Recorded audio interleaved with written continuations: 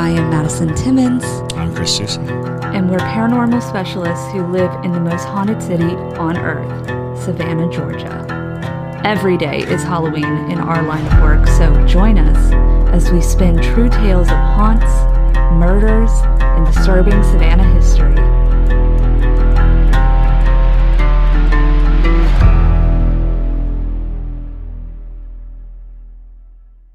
I'm Madison. I'm Chris. And welcome to the most haunted city on earth. Hello, and welcome back to another episode of the most haunted city on earth. My name is Madison Timmons. And I'm Chris Soucy. And we have Eni with us again. Yes. The episode that you will be hearing on Saturday, we did film before we're filming this episode. So I apologize if I'm interject things that you don't understand yet. But basically, we are going to be doing a Q&A for this episode. So we have questions that people submitted under our Q&A button on TikTok, and we're going to answer them. And so since Eni was here anyways, we're like, she might as well sit in for the Q&A. Absolutely. So, basically, we are going to be doing that. And then also just a few announcements. I do have some para junkies that I want to thank. So we have Ann Ellis, Natalie N., Tessa Reber, Jessica Schroyer, Katie Glotz, Elizabeth Elliott. So those are all new para junkies over on Patreon. So if you want to become one of those and hear your name on the podcast, you can find us on Patreon. Also, we have new blog posts available on our website, hauntedcitypodcast.com. So if you are interested in reading about our opinions on ghosts, then you can find us over there. And then we also have a new Facebook group. So if you want to join your fellow ghost enthusiasts on Facebook, if that's more of your jam than Instagram or TikTok, then you can find it under Haunted City Podcast. So yeah, we've adjusted everything to be Haunted City Podcast on all social media, so it makes it very easy for everybody to find anything. You won't be writing out like a full sentence. Right, exactly. So everything is Haunted City Podcast now. But let's go ahead and dive on into the Q&A. Boopity boop boop. So, all right. First question comes from H.M. Deal, which is a person that we've gotten questions before from. So they were the one that sent in the story about the girl that passed out in the Burger King. Oh, right. Yes. Yeah. Yes. Same person, different question. Oh, okay. Not related to the Burger King girl, but this says, my partner says she hears things and the dogs bark when I'm at work from 11 a.m. to 11 p.m. I am so sorry your shift is so long. Shift. I believe they said they worked as a correctional officer. Oh, yeah. Okay. Yeah. So once I'm home, it stops. If it's ghosts, why stop once I'm home? You know, that's a good question. Ghosts get intimidated just like people. Right. There is definitely lots of stories involve ghosts that prefer one gender to the other, who will mess with women but leave men alone, or mess with men and leave women alone, or worse, have positive effects on one gender towards the other. You'll hear about ghosts who are very kind and gentle with males and very vindictive and mean to females. So it's very possible that this spirit is just intimidated by your presence. When you show up, the ghost is like, oh, gotta stop. Maybe it's just making the moves. Right. Maybe, I don't know if your partner in particular, has is very jumpy or reactive to these sort of situations, but maybe it just is like getting a rise out of her. So that's something that I would think is like, maybe it knows that it's not going to get a rise out of you or not get the same amount of energy out of you, or the same amount of energy out of her when you're present. So also, a question that I have in particular is, if you're non-binary and listening to this, please tell me how your ghost interactions have been, because I'm very curious as to how it would, differentiate, because it does differentiate a lot, like how you just said. But I have not spoken to a non-binary person about their experience and how it is differentiated. So, if you have an experience like that, send it over to Haunted City Podcast, or send it to Ghost Mail at Haunted City Podcast, because I would really like to know. And maybe we'll bring you on the podcast or something like that. But another possibility with this is, so my spouse works at a hospital here in town, and his office is right next to the morgue. And I had to start warding our house because stuff would follow him from work. And we're doing good now. Yeah. But it's possible that maybe he had a spirit or spirits follow him from work, and they are aware of his job. And so when he's home, they calm down. That's interesting. That's true, because and we're going off the idea that he works in corrections, because that is very much the reaction to a guard is you calm down, you pipe down. Also worth noting the idea that you feel safer in numbers. So the more people that are present, the less likely a spirit is to infringe, because it's hard to manipulate two people, whereas manipulating one person is a little easier. And the more people that show up, and we talk about this when we go ghost hunting, sometimes you can bring too many people on a ghost hunt. Right. And it really deadens all of the activity, because the spirits are not really interested in spreading themselves that thin. So, oftentimes if you do bring a group, you're going to want to isolate. You're going to want to spread out and put people in areas where they can be alone, because ghosts generally don't want to show themselves to more than one person at a time because of the amount of energy involved in that kind of activity. Mm-hmm. Absolutely. Yeah, that's just my 2 cents of, I think it has something to do with, maybe because you seem to be spiritually aware of things because of the past, stories we've heard from you of, seeing the mist come out of the girl's mouth and things like that. So I feel like it has something to do with the spirit being like, I'm not going to get a rise out of this person, especially because you have to be a very strong individual to work in a prison. So, Absolutely. I mean... Well, and that's interesting too, because to the point that Eni made, the very idea that ghosts can hitchhike from one location to the next. And we say this too when ghost hunting: never go straight home. Always stop somewhere along the way, because the spirits, if they do attach to you, are looking for a place to unload as well. They're looking for the new home. So if you go straight to your house from a haunted location, the ghost could try to settle into your home and try to find a way to exist there. And one of the most precious things to a spirit is that connection, to have some connective thing where they can bother a person, or at the very least get that kind of attention to secure or anchor themselves. So yeah, that's really interesting. So go get tacos after you ghost hunt, and so they can haunt the taco place. We are Waffle House. Oh people, yeah. You go get some eggs. That is another topic that one day I feel like in a mini episode we should talk about, is how many people get freaking murdered at a Waffle House. Have y'all read about that too? I got stories about that. Yes.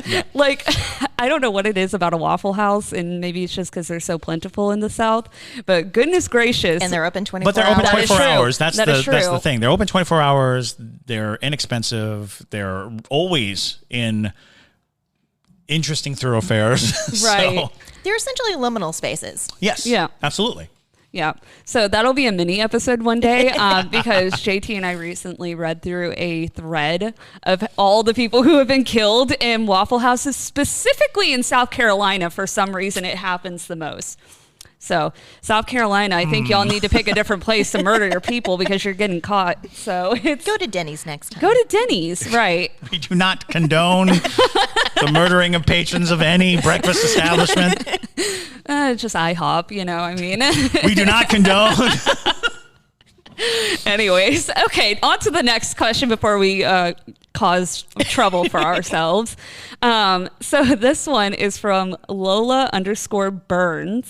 What happened to Scad Batgirl after she left? That's referring to my ex-roommate that killed a baby bat and drained its blood in my shower. So if you haven't heard that story, go watch our Scad episode.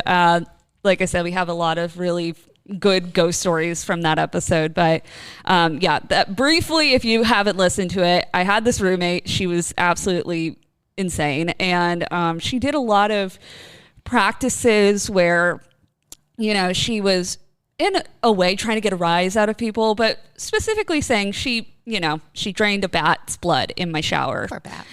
Yeah, I know. And I'm like, where did you get the bat? And she's like, you don't need to know. And I'm like, okay. So anyways, Batgirl, after she left, has Madison seen her around town since the college days, or did she just disappear? She did not evaporate into a mist, I will tell you that. I don't think she lives here anymore, actually. It's actually pretty common for people when they leave SCAD, they don't stick around in Savannah usually.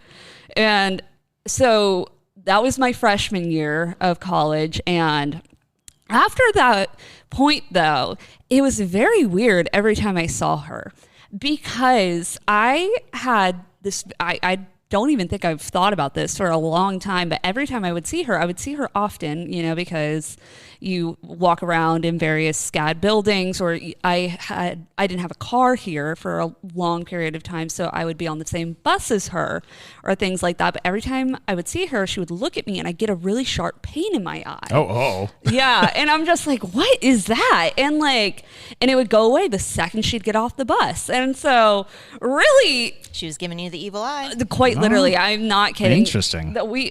I have so many stories about the 2 weeks that I lived with this individual. It's a lot. So, yeah. If you don't have a crazy roommate story, did you actually go to college? Right. That's fair. I'm just saying, though, she unleashed something in that dorm room, and nobody lasted more than 6 weeks in that room after she left. So I'm just saying, but regardless, point being, I think she lives somewhere else now, and haven't seen her since. And also, that's a pretty potent practitioner when you really come down to it, because being able to do anything of that nature requires some will. I mean, that's a lot of will right there, especially the ability to cause you discomfort. That's some next level practitioner stuff. So here's the thing. She grew up in New Orleans. And so, I wouldn't doubt that there is some level, because she was very into the dark magic sort of stuff. Sure. Well, when you're killing an animal at all, yeah. Right. that is, you're stepping into some strange territory. Yeah. And I was not in my practice of witchcraft and things like that at that point. I had an understanding of it to a degree, but I was not where I am now. But now looking back on it, I was like, girl, what are you doing? And it makes a lot of sense of the way of, way of things going down and things like that. Because I've never been a proponent for, killing any animals to begin with. But also just don't use your Ouija board and let something in and then not take it with you, please. That's just rude. It is just rude. I'm like, come on. But anyways, yeah, to answer your question, no, I have not seen her since, and she did not disappear, but she did cause me discomfort in my eye. So there you go. All right, next story, or not story, question. Hey guys, from New Orleans. So this is from Lorena Legareta, 1. Just wanted to ask, have y'all ever done ghost hunting in New Orleans? If so, what happened? Okay, so I have only been to New Orleans one time, and I went for my dad's birthday because he wanted to visit New Orleans again and things like that. And he likes ghosts to a degree, but not nearly as much as I like it. So we did not go ghost hunting. The closest thing to New Orleans that I did that was paranormal investigative kind of stuff was I went up to the Myrtle Plantation in St. Francisville, I want to say, Louisiana. It's about an hour north of New Orleans. And boy, I have some stories from that place. It was very, very uncomfortable. It was a very energetically uncomfortable place. So I have not done much ghost hunting in New Orleans. I will tell you it's haunted, but that's just from passing by things and whatnot. So have y'all investigated in New Orleans? I too did the Myrtle. Yes. And it is woefully haunted. I went to New Orleans only twice, and I didn't do an investigation, but I definitely did some poking around. I definitely found myself, yes. I found myself in a number of cemeteries late at night. Not wise, especially not New Orleans. No, don't do that. And actually, just walking around after midnight in New Orleans was a terrible idea. Yeah. So I think I had a lot of safety fear that did not involve ghosts per se. But yeah, you most definitely maneuvering through New Orleans, there is no doubt that the place is haunted. And it is haunted in so many varieties of ways. And literally just looking at the city, like as you're going through the French Quarter, you have this sense of, yes, this has been like this. This energy has been like this. And we talk about that in Savannah a lot, is the way that the energy moves through a place is established by how long the buildings have been there, how the setup is the same, how the very streets are the same. And that is definitely the sensation you get from just walking through New Orleans. And I look forward to doing ghost hunts in New Orleans. I just never organized one or participated in one. Right. I grew up going to New Orleans because it was only like a 6-hour drive from where I lived. So I was there before Katrina and after Katrina. So I've seen how it's changed. And it is, like you were saying, it is thick with energy, similar to Savannah. People always say that Savannah and Charleston are similar. And I'm like, but on a spiritual level, Savannah and New Orleans are similar. They're far more spiritually sister linked. cities. Right. And actually, my honeymoon was also in New Orleans, and we went on a ghost tour because you got to do the ghost tours. And they're taking us around, and they're telling us all the stories, and they're trying to take you to places where people have gotten interactions before. And I remember there was a pole outside of one of the buildings, and they were like, sometimes if you touch this, you can feel a vibration. We all touch it. Nobody felt a vibration. We're like, yeah. But then they took us by the LaLaurie mansion. Oh my gosh. You can feel the evil coming off of She was that a place. monster. She was. So it's not like I went on a ghost hunt out there. Have I had some encounters? Yes. Because I always say, I don't go looking for the ghosts. They just find me. But yeah, like hands down, you could not pay me to go into that place. Your brain needs support, and new Ollie Brainy Chews are a delightful way to take care of your cognitive health. Made with scientifically backed ingredients like Thai ginger, L-theanine, and caffeine, Brainy Chews support healthy brain function and help you find your focus, stay chill, or get energized. Be kind to your mind and get these nootropic chews at ollie.com. That's OLLY.com. These statements have not been evaluated by the Food and Drug Administration. This product is not intended to diagnose, treat, cure, or prevent any disease. Yeah, that is evil. Evil. Yes. And we've briefly touched on the LaLaurie house, but we can do like a whole different mini episode if that's something y'all are interested in, because that woman was just the worst, like in every facet. She was murdering people. She was enslaving them. She was just doing everything bad that you could possibly imagine. Absolutely. So I can imagine that. I did not walk over by it. Sadly, I really wanted to, but it's New Orleans deserves its own episode. right. Absolutely. And that's something that we'll just put on the list. Put it on the list. These are going for season 3. So yeah, exactly. And because when you really break it down, just because there are New Orleans famous ghosts, the ghosts that everyone knows. And then there are these, back alley ghosts, these ghosts that are very personal. So it is worth the investigation and the time to really sit down and suss it out. But I have not organized a ghost hunt there. And maybe that's something that we should do. Again, in the early months of a year, that's your best time to go to tourist destinations. Absolutely. We're coming up on what would be considered the slow season for any touristy town. So January, February is a good time to go ghost hunting in those areas. Plus, I've stated before, the cooler the weather, the more active the ghosts. Not to say that New Orleans isn't going to be still kind of, thick with heat, always, colder. Cooler. Not as hot. Yes. You've got hot and less hot. Quite literally.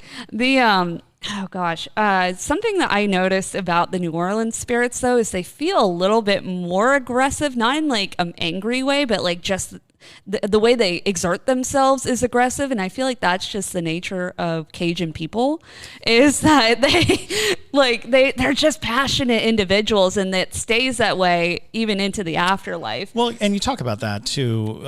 We were talking like the difference between Charleston and Savannah, and then Savannah and New Orleans. It is about a disintegration of societal constraint. Charleston is very kept together and very polished. Savannah's a little less polished, but still keeps a face. You could never say that Savannah doesn't value the propriety of things.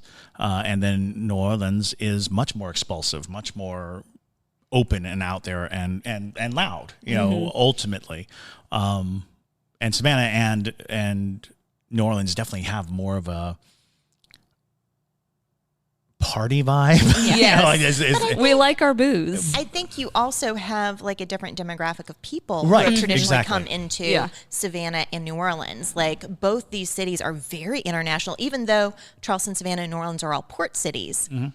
You have more people who come and stay in Savannah and New Orleans. Right. And that is also going to bring in its own energy. Sure. Absolutely. And the fact that New Orleans, its history as far as its demographic origins are different than the English. There is definitely that the French. Heavy, got a lot of French and Spanish Cajun vibes. Spanish vibes. Mm-hmm. So they literally had different belief structures that and if you ever want to know how different a society can be, it's like if you go to Japan and you see how they approach everything, it's so different because they were not raised with the same Western ideals, and then all of a sudden you realize that just the slightest change can change an entire culture. Absolutely. Just the slightest change in belief can make a culture behave entirely different. And it translates through their ghosts, because the ones that I experienced in New Orleans, they definitely were like the ones that are like, I'm going to make a bang. I'm going to slam this door. I'm going to do this. Where in Savannah, they're like, opens cabinet. Yeah. Flickers light, very subtle sort of things. And I'm like, that it really stands to like, tell the different way people hold themselves, because when you think of Savannah, it's slow, it's relaxed. Everybody's just like, I'm going to sit on my porch even as a ghost and drink my tea. Yeah. But boo. Right, boo, y'all. And then in New Orleans, they're like, I'm here. I'm on the trolley. I'm here. And I'm guaranteed. Right. And so I think it's funny to, compare the ghosts and their behavior in ways that even the culture translate into the afterlife. Sometimes people don't want to acknowledge that. But anyways, so next question is from King of NACL. I don't know where NACL is, but Knuckle. But do shadow people have the capability to attach themselves to a person? Would it be considered normal behavior if they rarely made themselves known? That's an excellent question, because shadow people have a wide range of variation. For the most part, and I always say, to me, spirits pass through different phases. There's a full apparition in which they look like the person that they were when they were alive. Uncle Jim looks like Uncle Jim, and everybody's like, it's Uncle Jim. But over time, everybody who knew who Uncle Jim was is gone, and now Uncle Jim's still there, but now he's just a man. Oh, look, it's a man. There's a man there. And so he's losing features as it comes, and it gets to a point where it's like, there's someone here, there's something here. He's lost all features. He's just this shadowy existence in a place. Now, that is different than a shadow person, who could very well just be a non-human entity, right? A thing that is not of this world or of this plane and is now being perceived by us. So, the variation of those two, the Uncle Jim shadow person is not going to follow you. He's fading from existence, but he's desperate and can affect a lot of change, because he's looking for identity. He's looking for, so you can encounter a shadow person, like a person who has lost his form and is now trying desperately to be something and looking to you for guidance. Then there's the shadow people that are shadow people because they don't have any perceptible depth or persona. They're just present. Those entities oftentimes are watchers. They tend to lurk. They're lurkers, and they can attach to you. If they like you, they'll follow you for the rest of your days because there's something about you that interests them or inspires them. We don't know what they are, so we don't know what they're looking for. But I've heard lots of stories of people who had an encounter when they're very young, seeing the shadow person in their room, and then over the course of their lives, they will see the shadow person over and over again. The most famous one in my mind is Hat Man, who I don't believe is a person who died and its spirit is living. I think it is some kind of extra dimensional other plane, JT's not here, so we'll say demon, or can be any of those things. But because of that variety, it's a very hard question to answer. Right. The blanket answer is yes, of course. Yes, of course. Any spirit can find and attach to you if you have the right energy. If your energy gives them reason to want to follow you, then yeah, I think that's true. Even the Uncle Jim analogy that I gave you, if there's something about you that gives the spirit hope or purpose, it'll anchor to you. It'll hold on to you. So yeah, that's kind of the blanket response is yes. Yes, to a degree. I mean, I will say though, typically these kind of shadowy figures in the more, and I'm talking more so in the realm of a non-human entity of sorts, they're kind of like these just parasitic leeches that just like to use your energy. I used to have one for a while when I was younger. Now that I'm older and I am more aware of, how to keep things away from me when I don't want them there. I used to have like a shadow person, especially people, I will say, who are more psychically gifted or have more paranormal or spiritual abilities. They tend to be the beacon of light that, those leechy kind of creatures want to hold on to because you're such a bright energy to them and you exert a lot of energy, especially when you don't know how to control it yet, where you're like, I don't know how to close myself off. I don't know how to do these things. They take advantage, not in a bad way necessarily, like they don't cause harm to you. It's just more annoying and draining of your energy of a sort. So it's definitely, I would agree, those are more likely to be the ones who attach themselves. But other times, if it's just a low energy ghost of some sort, you really don't need to worry about them. It is, with shadow people, it is a broad spectrum. Right. It is a broad spectrum, absolutely. And again, we're all just kind of trying to make sense of it because, like, in the paranormal field, nothing is concrete. Absolutely. So, like, we're all just doing the best we can. We've all got our theories, and I feel like everybody is right to some extent. But just like in real life and in the afterlife, nothing is permanent. Everything is in a state of flux. So can stuff attach to you? Yes, but you can also do something about that. You're not stuck. So there's always hope. So if you do feel like something's attached to you, you can take steps to get rid of it, to protect yourself, to shield yourself. So yeah. And that's a very good point. Yeah. Mm-hmm. You can do that with living people too. Yes. Oh, it's so true. There are plenty of living people who are draining you, who find you and take advantage of you, and you feel like you can't get away. Mm-hmm. That is one of the traps, especially in the paranormal environment, because a lot of people speak in absolutes, and I will say things that seem like absolutes, but no, it's all observational guessing. It's like I have a good idea that this is what it is.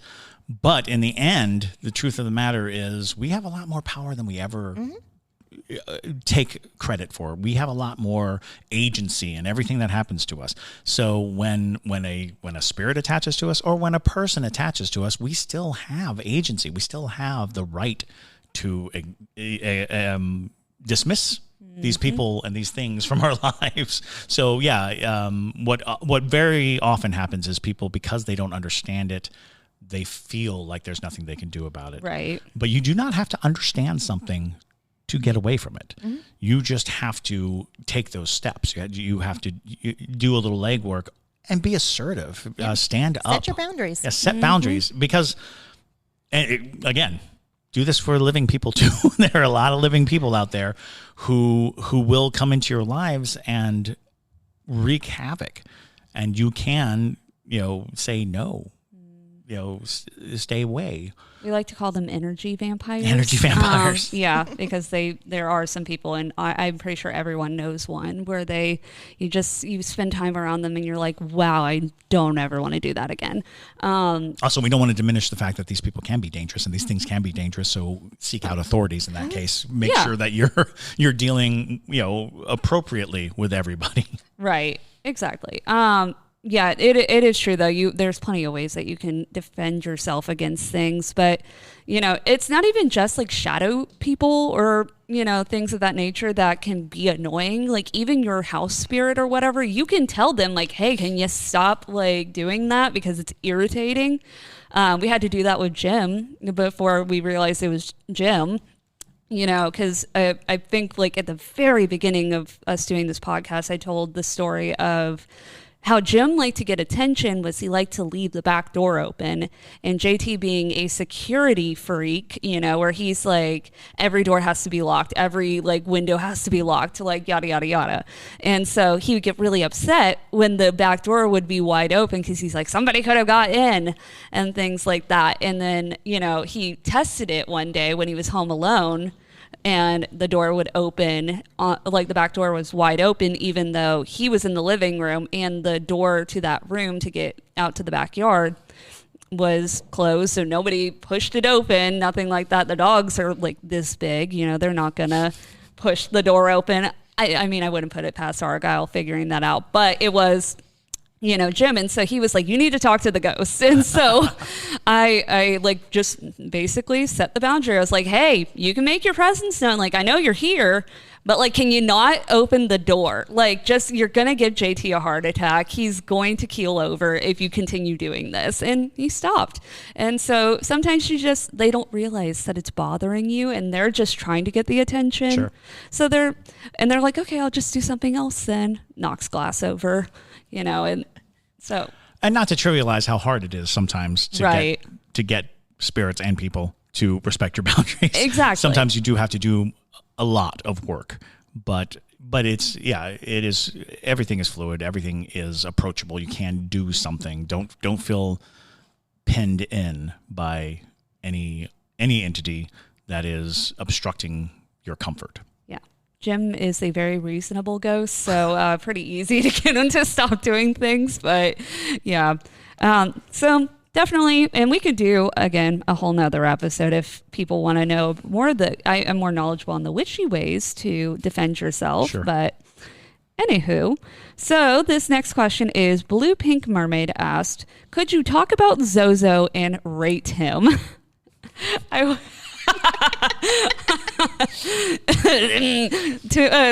out of 10 would not recommend Zozo, but 1 star. Would give 0 stars if I could.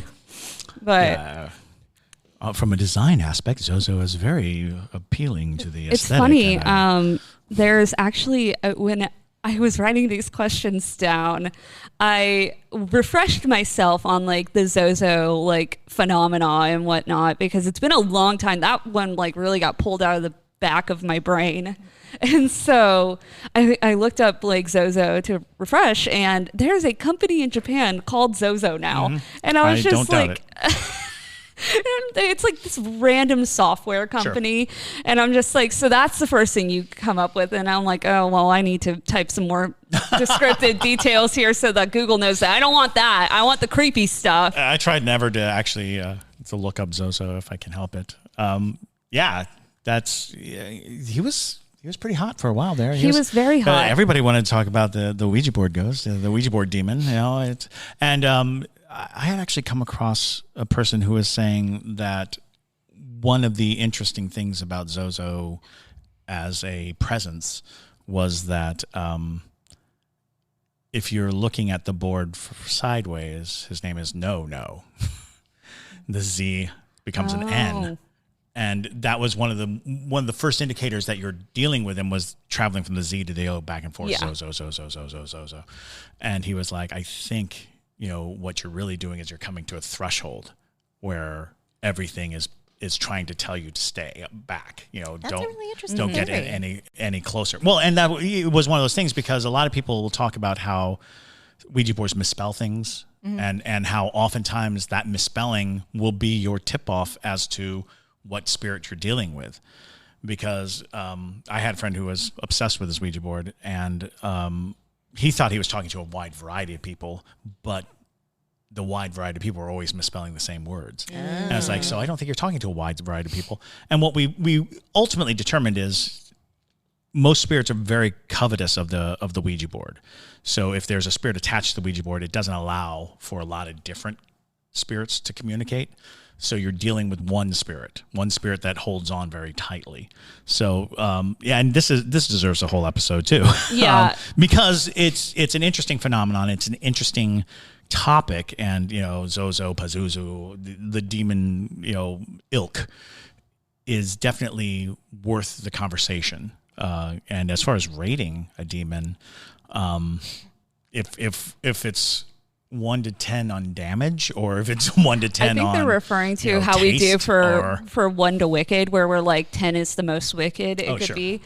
And you know what? We'll save our ratings after we do it from 1 to wicked, because I do a lot of research for those particular episodes, and I will come through with all of the facts I can find on Zozo. So I'll give you we'll give you a better rating, once we do that. Just keep an eye out for right. But I will tell you though, from my brief, research this morning, when I was like looking through and stuff, just to see kind of, some different points to talk about with Zozo. But basically what it seemed like kicked the phenomena off of all these floods of people talking about the same experience was this guy named Ethan, who was messing around with the Ouija board. And it's the same experience that everybody has, is they think they're talking to a dead relative, where they're like so surprised that the board knows all these personal details about their relative and stuff. And then all of a sudden it does the blah, blah, blah, blah, blah, and they start panicking. And then they hear a voice say that it's going to take their firstborn son. But with Ethan, his experience is that Zozo told him that he was going to take his whole family to paradise. And he asked, what's paradise? And then it spelled out hell on the board. And so he panicked and he ran to the bathroom where his baby was, or his girlfriend or wife of some sort of relationship like that was, bathing the 1-year-old baby in the bathtub or something like that. And he goes in there and the girlfriend's not there and the baby is drowning in the bathtub. And he posted this experience, and all these people came through and they're like, I had an experience with Zozo. But there are datings back to like the 1800s, and some say even the 1500s, of demonic possession cases. Like there was this one girl in like, I think 1812, who was supposedly possessed by 3 demons, one of them being Zozo. I will give you more specific details when I do the one from Wicked. This is off of just my brief memory, but basically this one girl, she was possessed by all these demons or so, and she would, walk on her hands and, with her legs in the air, and she'd run backwards with true Hollywood style. Classic exorcism. Classic exorcism stuff. But basically, she would always say that like Zozo wants to take me to paradise or something like that is what she would say. And I'm like, interesting. Yeah, interesting choice of words. Right. And so there's a lot to go off with Zozo. I don't know if Zozo is just like a name that we've now given the demon, or if it is a particular demon, because some people like to say it's Zozo, which is like a Mesopotamian god. Some people like to say it's Saturn, which is a whole different pantheon. So, but I'm like, because Saturn was like the ruler of the underworld, essentially, of demons and whatnot. So I'm like, it wouldn't be a god, in my opinion. A god's not going to talk to you through the, through the spirit board. But that's the issue is entomology. That's right. Really, when it comes down to it, because in many cases the stories are similar, but they're also very personal too. So it's really weird because in my recollection of Zozo, it's almost always a precursor of possession. Possession is the key tool of Zozo by story, by folklore, by however you follow it up. So yeah, you are dealing with a possible type of entity versus a specific entity. It's the Legion concept, the idea that there are countless spirits out there. And this one friend of mine who was on a Zozo kick, I will when you're on the Zozo, point that out. It's not a phase, Mom. Yeah, exactly. I love Zozo. He just kind of fell into it, got a piercing, did the whole nine. No, he was of this idea that Zozo as a word, as a term, is a warning of what's to come. It's beware, beware, beware, which I found very interesting because I'd never heard that anywhere else. I'd never seen it or read it, but he was convinced that some other force was actually grabbing hold of the oracle, trying to move it so that you weren't no longer communicating. So it's like the last step before something bad happens. Right. So, you know how you avoid this? Don't mess around with Ouija boards. Just don't do it. Don't do it. Just don't do it. You can do other forms of divination that are less, like connective in that way. Like, but maybe just don't ask questions. Right. And, try to get answers through a Ouija board. It's just like the fact that there's a Ouija board demon to begin with. And I'm just like, come on, y'all. Let's start there. Yeah. So let's just not do it as I wear my little Ouija board pin. But, it's, No, there's no end of fascination to the Ouija board. Right. And in the end, everything's opportunistic. And I always say don't use the Ouija board, but it's not as much of a declaration as it is. There's a way to get carried away with anything that can be damaging. It is it's rife for addiction.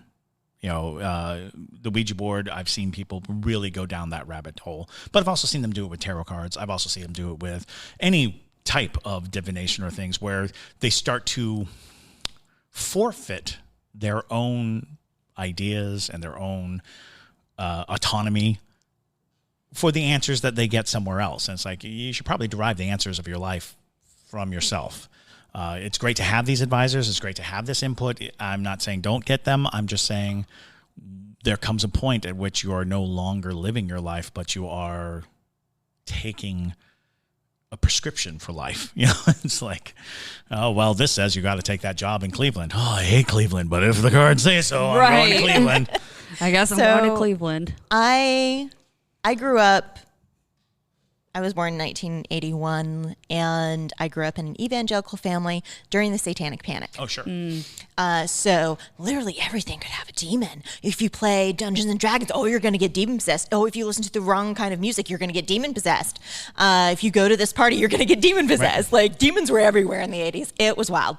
But now that I'm not evangelical, looking at all of that, it's so fascinating to me because people who said they were a Christian, who believed in a higher power, in God, were also putting their faith into something else. Yeah. So I think a lot of this also has to do with your faith. What are you putting your faith into? Right. Absolutely. And we've discussed this on a much wider scale. The universe is what we make of it. Reality is a consensus of our ability to believe in it. There's so many things that go into the idea that if a spirit harms you or if it's coming for you, that there's an opening for it in your belief and faith structure, even if you devoutly condemn or push away these things.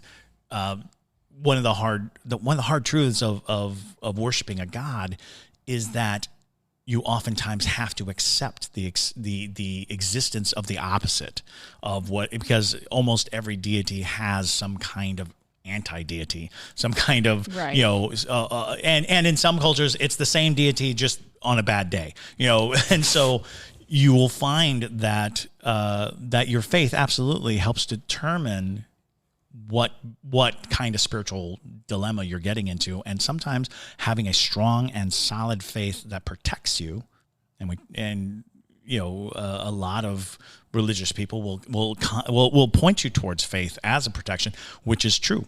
Faith does protect you, but you can't fake it. You can't. Mm-hmm. So you have to find something that you do believe in. You have to find that thing that you do, because you can't just take face value as like, oh, well, this cross is going to work. It's like, well, do you believe in that cross? Because if you don't believe in the cross, then it is just a piece of jewelry, or it's just this thing. So it is the faith behind whatever it is, which allows for witchcraft to work so well for some people, because they understand and believe and have faith in it, and you follow that up with anything, really, because even the strength of atheism. That's what I was going to say. Is a faith that nothing like that exists, and that faith is strong. Yeah, if you've met a staunch atheist, you'll know it. Yeah, it's impenetrable, and that protects them in so many ways. But doubt is a kind of faith, Yes.